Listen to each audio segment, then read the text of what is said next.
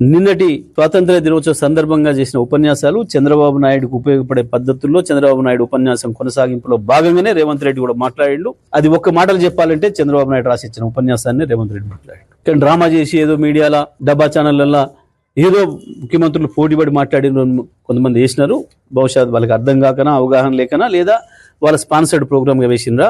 నిన్నటి మాత్రం చాలా స్పష్టంగా బనకచెర్ల కుట్రకి అనుకూలంగానే తాళం వేసిండు, తందనాలు ఆడుతున్నాడు ముఖ్యమంత్రి రేవంత్ రెడ్డి తప్ప ఇంకోటి కాదు. ఎట్టి పరిస్థితులలో బనకచెర్లను వ్యతిరేకించి తీరాలి. గోదావరిలో ఒక చుక్క కూడా నీళ్లు లేవు. ఇప్పుడు ఇవాళ మిగులు జలాల సమస్యనే లేదు.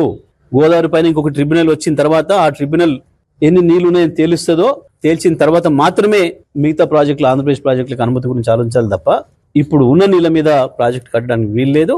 మనం ఏదైతే కాళేశ్వరం నుంచి వెళ్ళి వాడుతున్నామో, గతంలో వాడినామో దాదాపు 250 పైన టీఎంసీలను, అవి మనవి పూర్తి వినియోగించబడ్డవి. గోదావరిలో మనకి ఇప్పటివరకు ఇచ్చిన హక్కును, కాబట్టి చుక్క నీళ్లు కూడా దాంట్లో లేవు.